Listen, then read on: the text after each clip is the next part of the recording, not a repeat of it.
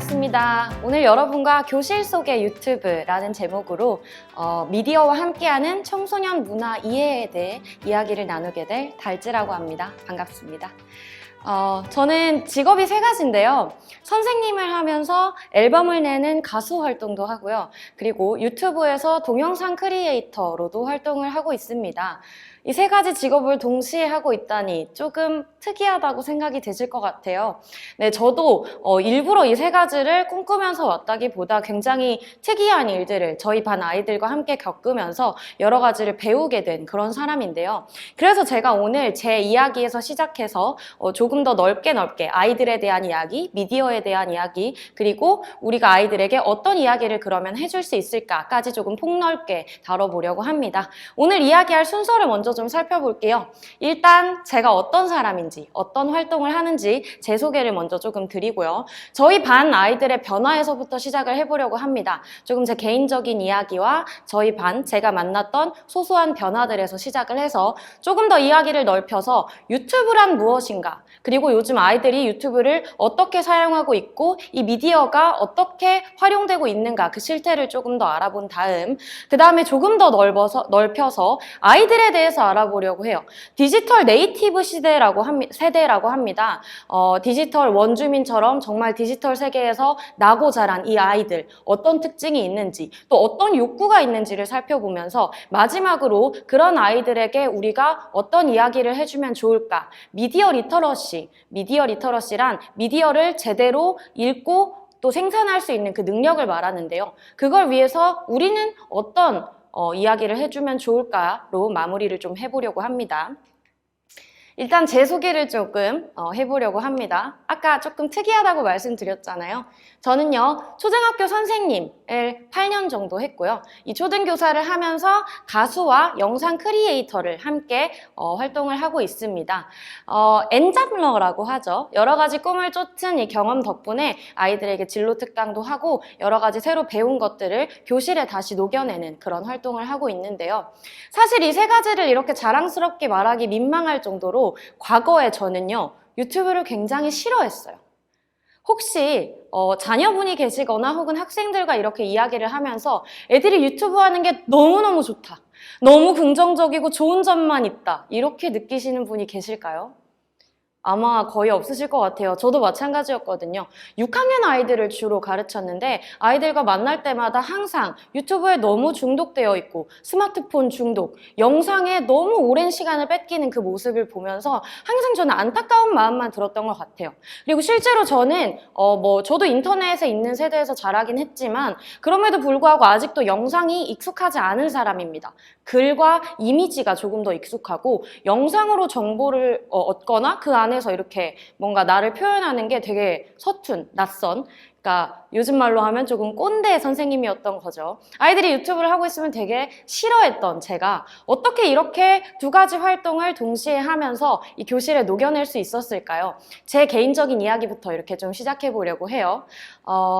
제가 유튜브를 데뷔한 건 사실 아이들 덕분이었거든요. 그래서 아이들한테 어떤 걸 배웠고 어떤 걸 느꼈는지 한번 제 꿈 얘기를 한번 들려드려 보도록 하겠습니다. 일단 제가 어떤 음악을 하는지 좀 궁금하실 것 같아서 이 예시 작품들을 먼저 좀 가져와 봤어요. 제 유튜브 채널에 보면 이런 영상들이 있는데요. 제가 음악을 하는 가수라고 했잖아요. 그 음악들을 아이들 교육적인 내용을 버무려가지고 아이들에게 하는 말들을 가사로 쓰는 편이에요. 이렇게 다시 만날 때라는 제목으로 노래를 낸 게 있는데 6학년 아이들과 우리 졸업하고 이렇게 행복한 모습으로 다시 만나자 하는 어떤 선생님의 이야기, 또는 수능을 앞둔 아이들에게 수능 화이팅, 응원해, 너 너무너무 고생했어, 이런 응원하는 음악, 혹은 코로나가 재작년에 굉장히 유행했을 때 우리 손 씻자, 아니면 마스크 쓰자, 이런 캠페인 음악들을 만들기도 했습니다. 말로만 설명드리면 어떤 걸 하는 사람인지 아직도 갸우뚱하실 것 같아서 뮤직비디오 한 곡을 보여드리려고 해요. 제가 선생님들과 함께 만든 음악인데요. 선생님들 중에 이제 작곡을 하는 분이 계셔서 그분이 MR을 만들어주셨고 작곡을 맡아주셨고 영화를 찍으시는 선생님께서 뮤직비디오를 함께 만들어주셨어요. 그래서 잔소리, 선생님들이 늘 하는 잔소리를 진짜 가사로 담은 잔소리라는 음악 한번 보고 제 소개 이어가겠습니다.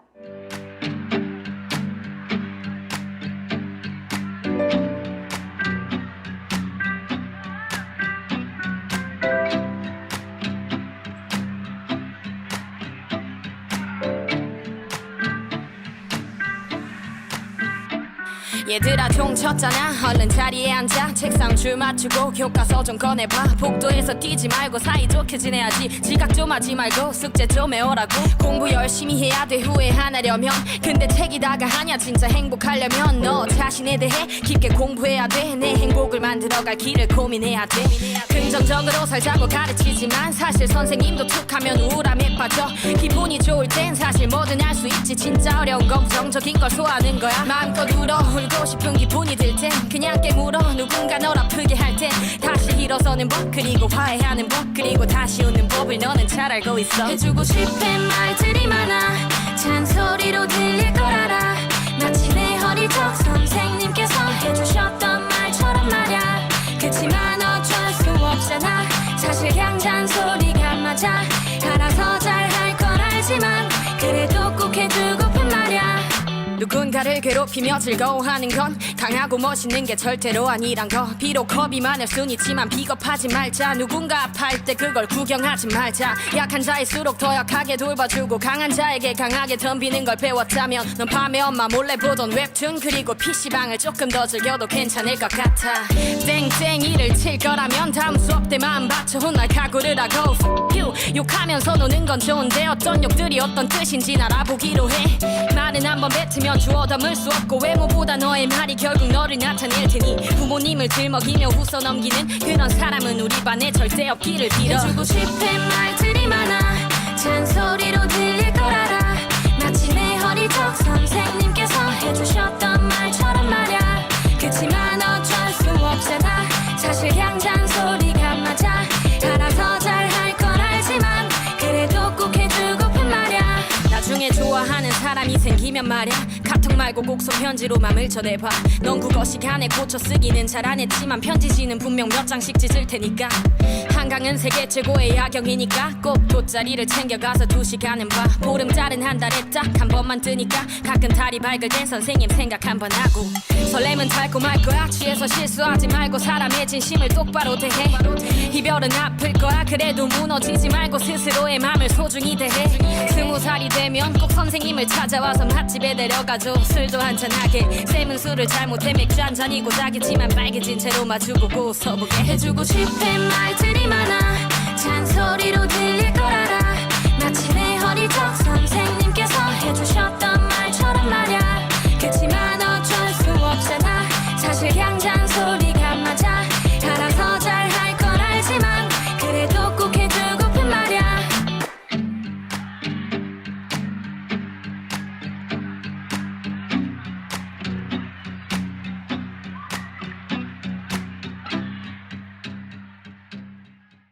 네, 이런 식으로 저는 선생님으로서 음악으로 아이들에게 뭔가 이야기를 하고 또 소통하는 그런 활동을 하고 있는데요. 제일 먼저 제가 꿈을 꿨던 이야기부터 유튜브와 음악을 만났던 스토리 한번 들려드려 보려고 해요. 제가 선생님을 꿈꿨던 건 굉장히 어렸을 때부터였어요. 사실 어릴 때 내가 좋아하는 것과 잘하는 것을 확실하게 알고 뭔가 꿈을 정하기가 쉬운 일이 아닌데 저는 그때 제가 만났던 좋은 선생님들이 되게 많았어요. 그분들이 저에게 어떤 어른이 되고 싶니? 이렇게 질문을 해주셨고 나도 누군가에게 이렇게 영향력 있는 좀 고민하는 아이들에게 뭔가 좋은 이야기를 해줄 수 있는 그런 사람이 되고 싶다. 이 선생님처럼 되고 싶다. 이런 생각을 그때 했던 것 같아요. 그래서 선생님을 되게 어렸을 때부터 꿈꿨고 고등학교, 대학교 때 공부 엄청 열심히 해가지고 이제 합격을 했죠. 2015년에 제가 합격을 했습니다. 경인교대 졸업을 해서 바로 발령을 받았는데 저는 어렸을 때부터 초등교사가 꿈이었기 때문에 꿈을 이뤘잖아요. 2015년에 제 꿈은 거기서 그럼 끝이었을까요? 사실 저는 꿈이라는 건 그렇게 장래희망과 가장 많이 연결을 지었던 것 같고 어른이 돼서 제가 계속 꿈을 꾸리라고는 생각하지 못했는데 선생님이 되고 나서 나머지 뒤에 2가지 꿈을 만나게 되었습니다. 제일 먼저 만났던 건 음악이었어요. 사실 이 음악은 교육대학교에서 만났습니다. 고등학교 때 공부만 너무 열심히 하다가 이제 대학교에 딱 들어갔으니까 내가 하고 싶은 걸 해야겠는 거예요. 내가 좋아하는 걸 곁에 두고 조금 즐기는 삶이 너무 부러운 거예요. 그래서 그때 어떤 생각을 했냐면 내가 좋아하는 건 뭘까? 고민을 했습니다. 그때 제가 되게 힙합을 좋아했어요. 랩을 해봤던 건 아니었고요. 노래방에 가서도 한 번도 불러보지 않았던 저였지만 노래를 듣는 걸 굉장히 좋아했어요. 왜 좋아했냐면 여러분 중에 혹시 힙합을 좋아하는 분이 계실까요? 힙합의 가장 큰 특징, 랩의 가장 큰 특징은요. 그 부르는 사람이 꼭 자기의 이야기를 솔직하게 쓴다는 점인데요. 저는 그게 굉장히 매력적이었던 것 같아요. 사랑 노래나 어떤 슬픈 이야기들, 뭐 기쁜 이야기들 이런 노래들이 많았지만 이렇게 가사가 말이 빠르니까 가사가 참 많은데 이게 이 가수의 솔직한 이야기구나. 가사가 너무 멋있다. 약간 어떤 문학적인 매력 같은 것도 느꼈던 것 같고 그래서 혼자 힙합을 되게 좋아했는데 그래서 이 랩을 하는 친구들과 가까이 지내고 싶은 욕심이 생겼어요. 그래서 이 힙합 동아리라는 게 있길래 제가 용기를 내서 얘기를 합니다. 힙합 동아리에 제가 매니저로 좀 지원하면 안 될까요? 저 매니저 한번 여러분을 잘 서포트해 보겠습니다. 그래서 제 선배님들과 혹은 동기들과 이렇게 매니저 활동으로 랩 동아리를 시작했어요. 근데 그때 한 10년 전인데요. 그 시절에는 힙합이 굉장히 인기 있던 장르가 아니었기 때문에 굉장히 작은 동아리였어요. 사람이 너무 적은 거예요. 매니저가 하는 일, 음료수 몇 개 사오고 이러면 할 일이 끝나요. 자, 할 게 없으니까 선배들이 저에게 제안을 하죠. 야, 우리 사람도 부족한데 그냥 우리 이번 공연 같이 도와주지 않을래? 랩 한번 해보자. 제가 어떻게 했을까요? 지금 아니면 절대 내가 힙합 하는 사람들과 이렇게 랩을 하며 어울릴 수 없겠다라는 생각이 들어서 그러죠. 한번 해보죠 뭐.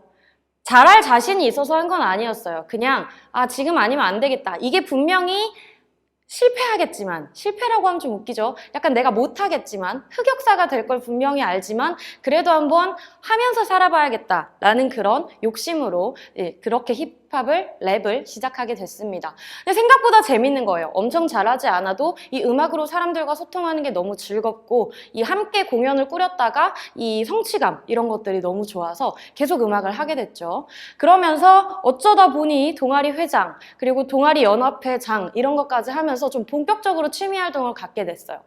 졸업을 하고 나니까 음악을 할 수 있는 곳이 없는 거예요.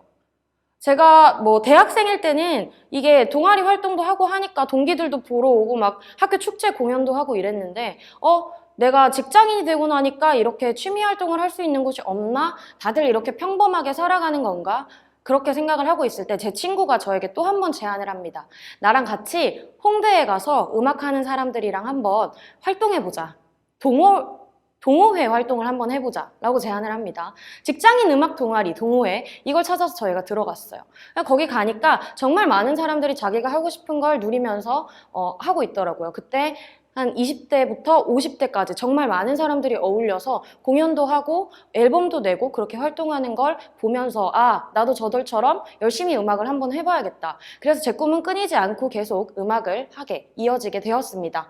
그러면서 최근에는 이제 이것들이 발전을 해서 홍대에서 버스킹, 거리 공연 같은 것들도 많이 하고 앨범도 친구들과 함께 한번 내보고 나름 그 음원 사이트에 찾아보면 한 20-30개의 곡들이 제가 참여한 곡들이 이렇게 발매가 되어 있어요. 노래방에도 제 노래가 등록되어 있고요. 그러면 음악을 엄청 잘하겠네요? 아까 사실 잔소리를 들으셨을 때 느끼셨는지 모르겠지만 제 실력은 사실 아마추어 중에서 조금 그냥 뽐내는 정도라고 저는 생각해요. 음악에 대단한 재능이 있고 반짝거리는 완벽한 사람이 아니지만 이렇게 음악을 꿈꾸며 살아왔다는 그런 이야기였습니다. 자, 이렇게 음악을 꿈꾸다 보니까 아이들 덕분에 만나게 된 세 번째 꿈이 바로 유튜브였습니다. 이 유튜브 크리에이터를 시작하게 된 건 순전히 아이들 덕분이었는데요. 제가 음악이 취미였다고 했잖아요. 6학년 아이들을 처음 만난 날 제 소개를 해요. 얘들아 반가워. 칠판에다가 이름을 이렇게 크게 써놓고 나는 이현지 선생님이고 우리 앞으로 이렇게 해보자. 이렇게 소개를 한 다음에 막 질문을 받죠. 선생님 취미가 뭐예요? 잘하는 게 뭐예요? 이러면 얘기를 했죠. 선생님은 취미가 랩이야. 선생님 랩 되게 잘해. 쇼미더머니를 보고 자란 6학년 아이들이 랩을 하는 담임 선생님을 만나면 뭐라고 할까요? 아이들 반응이 어땠을까요? 아이들이 바로 그래요. 해봐요! 선생님 해보세요! 거짓말하는 것 같은데 무슨 선생님이 랩이에요. 왜냐면 랩을 굉장히 좋아하는 아이들이기 때문에 이 선생님이라는 이 너무 익숙하지만 꽤 먼 이 존재가 내가 좋아하는 걸 함께 좋아한다? 이게 신기한 거예요. 그래서 아이들이 막 얘기를 하죠. 랩 해주세요. 근데 제가 할 수 있었을까요? 3월 2일 새 학기 교실에서 아이들 앞에서 갑자기 랩? 네, 저는 아직도 사람들 앞에서 랩하는 게 이렇게 오래 음악을 했지만 부끄러워요. 교실에서 아이들 앞에서 하는 건 진짜 못하겠더라고요. 그래서 제가 선택한 방법이 그거였습니다. 얘들아, 그러면 내가 차마 너네 앞에서 랩은 못하겠고, 그럼 애들이 안 믿잖아요. 선생님, 거짓말하지 마세요. 랩 못할 것 같아요. 내가 더 잘할 것 같은데, 이러면. 제가 억울해가지고 이 방법을 선택했습니다. 그러면 내가 연습했던 영상들이 있어. 그거 보여줄게. 제가 어디서 연습을 했냐면요. 음악을 뭐 본격적으로 막 이렇게 가수 활동을 시작한 사람은 아니었기 때문에 녹음실, 작업실, 연습실 뭐 이런 건 없고 제가 혼자 오롯이 자유롭게 연습을 막 시끄럽게 할 수 있는 곳이 어디였냐면 교실이었어요. 집에는 가족들이 있고 다 부끄럽잖아요. 그래서 다들 퇴근한 텅 빈 교실에서 6시, 7시 이때 넘어가가지고 교실에서 혼자 밑에 있는 숙직 선생님께 이렇게 비트 들려드리면서 혼자 이렇게 랩을 연습하곤 했습니다. 거울도 없고 피드백을 할 수 있는 게 없었기 때문에 그때 제가 선택했던 게 바로 동영상 촬영이었어요.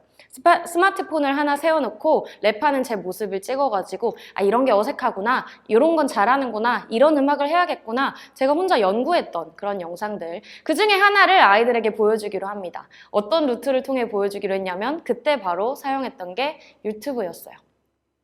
안 그래도 유튜브에 제가 비공개로 막 저장 공간이 부족해서 몇 개 올려놓은 게 있었어요. 그 중에 하나를 공개로 바꾸면서 그러면 선생님 유튜브 채널 이거니까 놀러 와가지고 선생님이 랩하는 거 하나 올려놨으니까 그거 보러 올래? 거기서 볼래? 하니까 아이들이 생각보다 되게 좋아하는 거예요. 그래, 구경해라 라고 저는 오픈을 해놓고 다음날 학교에 갔습니다. 다음날 전교에 소문이 난 거예요. 6학년 2반 선생님이 유튜버라더라. 저는 당황을 했죠. 제가 아까 말씀드렸잖아요. 저는 유튜브를 정말 싫어했던 선생님이었다고. 애들 유튜브 하고 있으면 제발 그만 좀 해라. 유튜브 그냥 세상에서 사라졌으면 좋겠어. 라고 말하던 그런 선생님이었는데 어느 날 갑자기 유튜버가 되어 있는 거예요. 그때 느꼈죠. 아, 이게 아이들이 영상을 정말 친밀하게 느끼고 이걸 통해서 내가 아이들과 소통하고 더 다가갈 수 있겠구나. 뭔가 거창한 걸 꿈꿨던 건 아니고요. 애들이 좋아하는 거 가끔씩 해줘야겠다. 그 정도로 생각했던 것 같아요. 다음 해에 5학년에서 소문을 듣고 저희 반에 6학년이 된 저를 만난 아이들이 또 얘기를 합니다. 이번에는 랩이 아니라 유튜브에 초점이 맞춰져 있어요.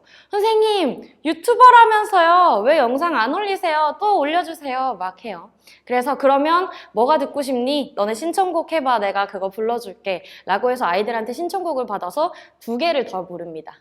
2개를 더 불러서 올렸는데 그 영상 3개 딱 올렸을 때 영상 딱 3개로 제 기억에 10만 명이 모였어요. 아이들만 보려고 올렸는데 이게 갑자기 어떤 여자 선생님이 칠판 앞에서 혼자 랩하는 걸 올리니까 사람들이 좀 신기했나 봐요. 굉장히 많은 사람들이 그걸 구경하고 이 SNS 같은 거에서 막 공유하고 인터넷 기사가 나고 이런 선생님이 있다더라. 이렇게 막 입소문을 나기 시작한 거예요. 제 기분이 어땠을 것 같으세요? 유튜브를 싫어하던 내가 하루아침에 유튜버? 그것도 모자라서 10만 명을 갑자기 구독자로 갑자기 이렇게 엄청나게 빠른 속도거든요. 말도 안 되는. 저는 사실 되게 얼떨떨했던 것 같아요. 사실 아직도 이 숫자가 얼떨떨한데요.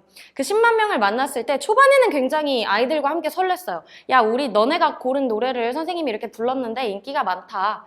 10,000명, 30,000명 이럴 때는 막 애들이 초코파이로 케이크도 만들어 오고 막 기뻤는데 점점 이게 두려운 거예요. 어떤 게 두려웠냐면 사실 솔직히 말하면 잘릴까 봐 두려웠습니다.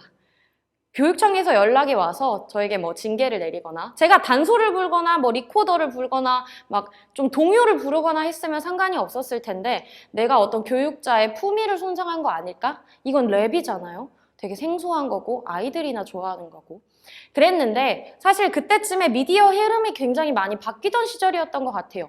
유튜브라는 것 자체도 굉장히 인식이 안 좋았던 때에서 여러 가지 좋은 채널들이 많이 생기면서 선순환이 이루어지는 어떤 변화의 타이밍에 경기도교육청에서도 그때 마침 채널을 만들었던 타이밍이었던 거죠. 그래서 그 교육청에서 제안을 합니다. 야, 이렇게 된 김에 선생님 저희랑 함께 홍보 영상 한번 만들어 봅시다. 그래서 아이들과 함께 만들게 된 영상이 아까 보셨던 잔소리 같은 곡들입니다.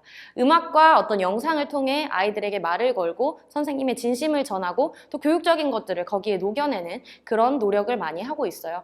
그래서 좀 소개를 자랑 삼아 좀 드려보면 현재 구독자는 40만 명 찍었다가 살짝 최근에는 활동을 안 해서 내려왔는데요. 최고 구독자는 40만 명 정도 되고요. 조회수가 제일 높은 영상은 570만 회. 이 570만 회는요. 처음에 두 번째 아이들이 신청했던 노래 그 영상이 아직도 제 1등 영상이에요. 그 신기했던 그 풋풋했던 그 장면을 많이들 좋아해 주시는 것 같아요. 그래서 2019년부터는요. 경기도교육청 홍보대사로 위촉을 받아서 아까 제가 보여드렸던 예시 작품들처럼 캠페인 음악 혹은 어떤 아이들을 응원하는 음악, 선생님들의 이야기 이런 것들을 함께 홍보 영상을 제작해 오고 있고요. 최대한 선한 영향력을 가지는 그런 컨텐츠들을 많이 만들려고 노력을 하고 있습니다. 그리고 이런 두 가지 꿈을 만나면서 제가 배웠던 다양한 것들을 담아서 미디어 리터러시, 제가 오늘 여러분과 나누는 이 이야기, 아이들이 유튜브를 어떻게 사용하고 있구나, 또 어떻게 사용해야 하는구나 이런 것들을 많이 연구하게 되면서 조금 더 이걸 교육적으로 활용해보자. 제가 랩하면서 유튜브를 하는 게 유명해지다 보니까 많은 사람들이 저한테 그러면 이제 선생님 안 하고 래퍼의 길로 가시는 거예요? 유튜버로 가시는 거예요? 라고 하시는데 그 두 가지보다는 저는 교육에 조금 더 뜻이 있는 것 같아요. 그 두 가지를 활용해서 교실에 어떻게 녹여내고 아이들을 좀 바른 길로 이끌어줄 수 있을까를 많이 연구하고 이렇게 강의도 하고 하는 사람입니다. 제가 세 가지 직업을 천천히 꿈을 소개를 드렸는데 좋은 일만 있었던 건 아니었어요. 사실 상상이 되시나요? 선생님이 유튜버 랩을 하면서 유명해졌을 때 어떤 이야기들, 어떤 반응들이 있었을까요? 물론 좋게 봐주시는 분들도 굉장히 많았어요. 이런 선생님들이 아이들이 이렇게 좋아하니까 이렇게 좋은 것들을 많이 할 수 있을 거야 라고 봐주시는 분들이 다수였지만 소수의 분들은 굉장히 우려스러운 목소리를 내주시기도 하셨습니다. 실제로 저는 그분들의 의견에도 동의를 했어요. 왜냐하면 저도 유튜브에 대해 부정적인 사람이었으니까요. 선생님이 앞장서서 아이들을 유튜브의 세계로 이렇게 끌어들이면 안 되는 거 아니냐. 유튜브는 여전히 부정적인 것들이 많은데 그 세계를 경계해야 하는 거 아닐까라는 의견이 굉장히 많았는데 저는 그렇다고 생각합니다. 교사가 굉장히 그렇게 정형화되어 있고 교실에 갇혀서 변화하는 세상을 느끼지 못한 채로 내가 예전에 알고 있던 것들로만 아이들에게 세상을 소개해 주기에는 세상의 변화가 너무 빨라요. 그리고 아이들은 저희 어른들보다 훨씬 더 빠르게 그 세상에 적응합니다. 그리고 어른들이 그 세상을 소개해주고 이끌어줘야 하는 그 역할을 제대로 하지 못하면 아이들이 그 새로운 세상 안에서 길을 잃기 쉬워요. 그래서 어른들도 이 교실 밖을 나가야 하는구나. 그걸 많이 깨달았던 것 같고요. 그리고 또 언택트 시대가 있었잖아요. 비대면으로 우리가 뭔가 정보를 습득하고 이런 것들이 필수가 되는 그런 상황 속에서 또 아이들이 기기를 하나씩 가지고 그 안에서 수업을 많이 듣는 그런 시대를 거치면서 이런 것들이 좀 더 훨씬 더 필수 역량으로 많이 다가왔다고 생각해요. 그래서 이 미디어 리터러시 교육이 훨씬 더 강조되기 시작하면서 이걸 연구해야 하는 필요성 같은 것들이 많아진 거죠. 저는 사실 영상도 음악도 굉장히 작은 취미 활동으로 시작한 거였지만 이렇게 아이들 손에 이끌려서 유튜브 세상에 들어가고 그들에게 배우면서 이 변화들을 많이 마주했고 그 안에서 제가 느꼈던 것들을 여러분께 좀 더 들려드려 보려고 해요. 그래서 두 번째 장 이름이 바로 6학년 2반 교실에 찾아온 변화입니다. 저희 반에 어떤 변화가 찾아왔는지 그 유튜브를 통해 혹은 이 미디어 활동을 통해서 나타났던 변화인데요. 첫 번째, 제가 네 가지를 준비했는데 첫 번째는 바로 제일 큰 건 이 소통이었습니다. 레포 형성. 자, 아이들을 가르치는 사람, 아이들과 뭔가 지도를 해야 되는 사람이면 이게 평생 숙제예요. 이 사람과 친밀함이 있고 이 아이가 나를 좋아해야 내가 하는 어떤 교육적 의도가 담긴 이야기들이 힘을 가지고 아이들에게 다가가는데요. 이거를 이루어내기 위해서 또 너무 편안하게 다가갔다가는 또 교사의 권위를 잃고 너무 친구처럼 아이들이 이렇게 대드는 그런 그림이 그려지기도 하고 되게 사실 지키기 쉽지 않잖아요. 근데 우리는 교육학에서 그렇게 배웠습니다. 이 소통의 첫걸음은요. 상대방의 관심사에 나도 관심을 기울이는 것. 저는요, 신규 때 그런 착각을 하면서 살았어요. 애들이랑 나이 차이가 얼마 안 나는 거예요. 제가 23살에 처음 선생님이 됐는데 10살 차이? 뭐 세대 차이도 거의 안 나는데 나는 애들을 완벽하게 이해하고 공감하고 있어 라고 되게 큰 착각을 했었는데 그러면서 유튜브는 되게 싫어했던 거죠. 왜 아이들이 유튜브를 보려고 하는지, 어떤 것에 흥미를 느끼고 어떻게 이걸 활용하고 그 안에서 살아가는지에 대해선 관심을 가지려고 하지 않았던 거예요. 근데 제가 이렇게 얼떨결에 유튜버가 되고 나서 아이들과 대화를 하기 시작합니다. 아이들이 먼저 알려줘요. 선생님 유튜브 채널 이렇게 하셔야 돼요. 썸네일 그렇게 하시면 안 돼요. 이번엔 이런 영상 찍어주세요. 선생님 댓글로 이렇게 소통해주세요. 저는 그러면 그래 이렇게 배워가면서 아이들에게 막 이끌려가다가 물어보죠. 야, 그래서 유튜브를 왜 그렇게 많이 보는 거야? 뭘 그렇게 오래 보니? 어떤 게 좋은 것 같고 어떤 게 안 좋은 것 같니? 우리는 어떻게 하면 좋을까? 이렇게 대화가 점점 넓어지면서 훨씬 더 많은 친근한 이야기들을 하고 훨씬 더 생생하게 친근하게 소통을 하면서 아이들에게 다가갈 수 있었던 것 같아요. 이걸 하고 나니까 아이들이 저를 유튜브로 인식하고 저를 좋아하고 나니까 다른 교육적인 활동들도 훨씬 효과적으로 다가갈 수 있었던 효과도 있었고요. 그리고 두 번째 이야기는요. 생생한 네티켓 교육인데요. 이 네티켓 교육, 글자만 봐도 굉장히 딱딱하죠. 학교에서 선생님들은요. 이 네티켓 교육에 대해서 열심히 자료를 만들어서 PPT 화면을 띄워놓고 온라인 예절은 이런 거야. 우리가 누리집에서는 이런 예쁜 언어를 써야 돼. 이런 수업을 해요. 아이들이 그럼 그 수업을 듣고 아 그렇구나 나는 온라인에서 이렇게 해야지 예쁜 말만 해야지 하고 효과적으로 적용이 될까요? 사실 그러기는 어렵습니다. 왜냐하면 저는 그거라고 생각해요. 우리가 미디어 이용 장면 밖에 있어요. 무슨 말이냐면 아이들이 실제로 어떻게 미디어를 활용하고 있고 사용하고 있는지 그걸 들여다보지는 않으면서 밖에서 팔짱 끼고 이렇게 해야 돼 이렇게 해야 돼 하고 좀 벽을 세워놓고 이야기를 하고 있는 거죠. 그럼 이 이야기들이 굉장히 멀게 느껴지고 내가 진짜 지켜야 하는 것들이라고 다가가기가 힘듭니다. 그런데 저는 실제로 아이들과 함께 미디어를 이용해보는 경험을 했어요. 제가 유튜버가 되면서 나만 유튜버를 하는 내가 이 채널의 주인이 아니라 너희들과 함께 이 채널을 운영해보자. 너는 뭐 찍고 싶어? 어떤 거 해볼래? 아이들에게 여러 가지 기회를 주고 제안을 해봤어요. 우리 댓글은 어떻게 다는 게 좋을까? 몇 시부터 몇 시까지만 하자. 이런 말만 쓰자. 또 악플이 달렸을 땐 어떻게 대처하기로 하자. 이런 규칙들을 함께 만들어 나가 보면서 어떤 게 옳은지 어떤 걸 조심해야 되는지를 함께 떠올려 봤던 거죠. 그리고 이런 이론적인 접근을 벗어나서 이런 미디어 이용 규칙들을 실제로 아이들과 함께 시간을 나눠보는 게 훨씬 생생하고 교육적이라는 걸 깨달았던 그런 사건들이 있습니다. 실제로 좀 안 좋은 댓글들이 어딜 가나 많이 달리잖아요. 제 영상에도 그런 말도 안 되는 악플들이 막 달렸을 때 아이들이 거기에다 훨씬 의젓하고 멋지게 댓글을 다는 거예요. 누군가 막 욕을 써놓으면 저 선생님이 이런 말 쓰면 안 된다고 했어요. 저희 이런 영상 찍은 거고 이렇게 하려고 하는 거예요. 막 이렇게 다니까 어른들이 부끄러워서 도망가요. 그 댓글을 단 사람이 그걸 삭제해요. 왜냐? 이 영상에 나오는 이 조그만 6학년 꼬물이들이 이렇게 멋지게 하는 걸 보면 부끄럽잖아요. 그 아이들은 저는 믿어요. 지금까지도 계속해서 누구를 함부로 상처 주는 댓글을 달지 않고 있을 것 같아요. 왜냐하면 경험해 봤잖아요. 누군가가 상처 입는 걸 지켜줘 봤잖아요. 그런 경험들이 훨씬 더 교육적으로 생생하게 효과가 있었지 않았을까라고 믿습니다. 세 번째 효과는요, 바로 아이들의 적극적이고 자발적인 참여에 관한 이야기인데요. 이거는 영상과 아이들이 얼마나 친밀감이 있고 흥미도가 높은지에 대한 이야기예요.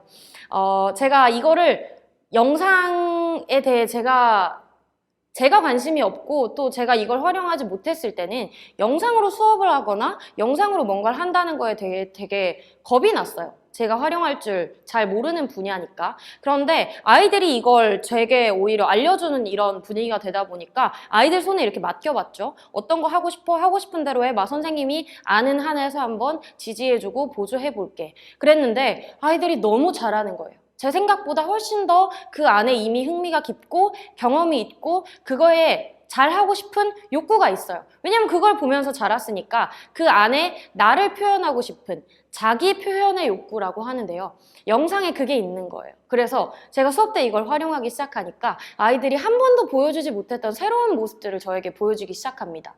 예를 들어서 생각나는 건 저희가 회장 선거를 할 때 영상을 한번 찍었던 적이 있어요. 아이들이 선생님 이거 영상 찍어서 올려요 라고 하길래 그래 그럼 너한테 카메라 줄 테니까 너가 찍어봐. 선생님이 편집해 줄게. 얘들아 한번 해봐. 이렇게 했는데 원래 6학년 저희 반 분위기면 한 2명, 3명이 손을 들 그런 분위기였는데 갑자기 10명이 손을 들어요. 저 회장할래요. 그 친구들은 왜 갑자기 손을 들었을까요? 영상에 멋있게 담기고 싶으니까요. 유튜브 안에 내가 내 멋진 모습을 자랑하고 싶으니까요. 10명이 손을 들고 나와서는 원래는 이렇게 엉거주춤하게 서서 제가 회장이 되면 이렇게 잘해보겠습니다. 이렇게 발표를 했던 아이들이 이렇게 서서 제가 회장이 된다면 이런 발표를 해요. 저는 깜짝 놀랐죠. 저 친구가 저렇게 자기 자신을 표현할 수 있는 친구였구나. 카메라 하나가 설치됐다고 아이들이 이렇게 다른 모습을 보여주는구나. 내가 이걸 교육 장면 안에서 활용하지 않으면 손해구나 라는 생각을 그때 했습니다.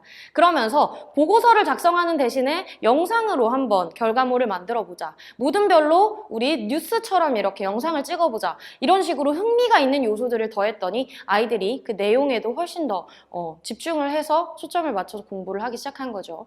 이게 교육적으로 어떻게 활용할 수 있는지 그리고 아이들이 가지고 있는 영상의 자기 표현 욕구 그런 것들을 발견했습니다. 네 번째로는 교사의 성장과 자기 개발에 대한 이야기예요. 아까 제가 편견에 대한 이야기를 했을 때 살짝 말씀을 드렸던 건데 정말 세상이 빠르게 변합니다. 정말 빠르게 변해요. 우리가 예상했던 걸 늘 뛰어넘어서 새로운 것들이 나오고 아이들은 그거에 발맞춰서 새로운 것들을 먼저 소비해요. 우리는 익숙한 것들이 있기 때문에 얘네가 더해지는 건데 걔네는 거기서 시작한단 말이에요. 그럼 우리는 적응을 못하고 있는데 아이들이 먼저 거기에서 길을 잃기 쉽습니다. 그러면 우리가 빨리 거기에 도전하고 또 실패해보고 하면서 여러 가지 역량을 키워서 세상은 이런 곳이야 하고 애들에게 알려줄 수 있어야 하는 거죠. 저는 그래서 선생님들이 유튜브를 해야 된다. 어른들도 유튜브를 해야 된다. 이렇다기보단 뭐건 간에 새로운 것들을 계속 도전하고 실패해보는 그런 꿈을 꾸는 어른들이 필요하다고 생각을 했어요. 그래서 교사가 끊임없이 경험하고 새로운 것들을 배웠을 때 그게 결국 교사의 걸음은 교실로 향한다 라고 생각합니다. 그게 결국 교실에 녹아들고 또 그렇게 성장하고 이렇게 멋있어지는 행복한 교사가 행복한 교실을 만든다고도 생각하거든요. 그 교사의 어떤 에너지 같은 것들이 교실에 녹아서 부모가 아이들의 거울인 것처럼 교사도 아이들의 거울이겠죠. 그런 모습들을 아이들이 훨씬 더 많이 배울 수 있다고 생각해요. 그래서 이 4가지 변화를 제가 말씀을 드렸는데 소통, 그리고 온라인 예절 교육, 그리고 아이들의 적극적인 참여와 교사의 성장까지. 이 4가지가 제가 유튜브를 하기 전에도 하던 것들이에요. 늘 이걸 위해서 저는 애써 왔어요. 항상 열심히 아이들과 소통하려고 하고 온라인 예절 교육도 막 열심히 자료도 만들고 애들 막 수업 참여시키려고 하고 저도 막 이거저거 연수 막 듣고 막 교육적으로 막 이렇게 교실 이거저거 도전해보고 했단 말이에요. 근데 유튜브를 만나니까 내가 고민했던 것들을 갑자기 얘가 싹 너무 많이 큰 도움을 주는 거예요. 유튜브가 뭐길래 내 교실을 이렇게 바꿔놓은 걸까? 저는 그때 굉장히 놀라움을 느꼈고 그때부터 이거에 대해서 공부를 좀 하기 시작했습니다. 아이들이 미디어를 어떻게 이용하고 있는 거고 그러면 우리가 이거에 대해서 아이들에게 어떤 이야기를 해주면 좋을까? 조금 더 이야기를 넓혀서 다음 강의부터 알아보려고 합니다.